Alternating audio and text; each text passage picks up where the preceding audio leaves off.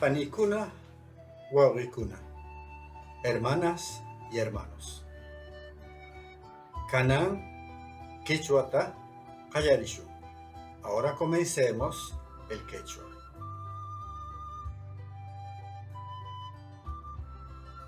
Hoy día vamos a estudiar sobre la conducta. Allí significa bueno, bien. Mana allí, malo, mal. Aruko, laborioso. Lo opuesto, Hela, es el ocioso, el que no labora. Sua, ladrón.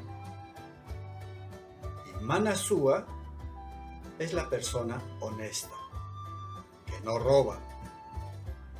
Yuya, mentiroso. Manayuya, no mentiroso, veraz. Chiqui, persona envidiosa. Llano, noble. Repito, llano, a larga, noble. No hay que confundir con la palabra llano. Llano es delgado. Yamai, tranquilo, no problemático. Milai, problemático.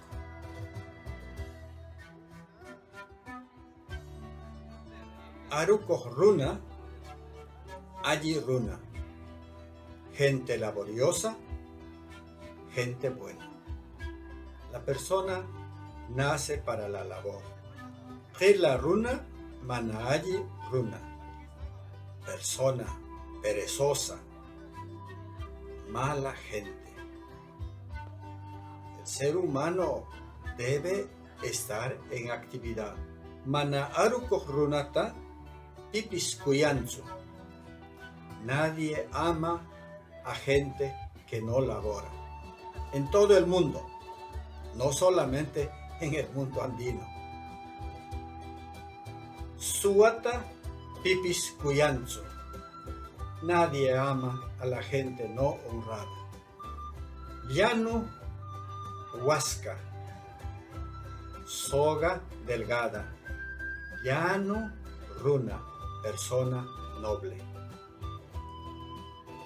El acento de duración es muy importante en el quechua de Ancash. Y al escribir, transcribimos duplicando la vocal.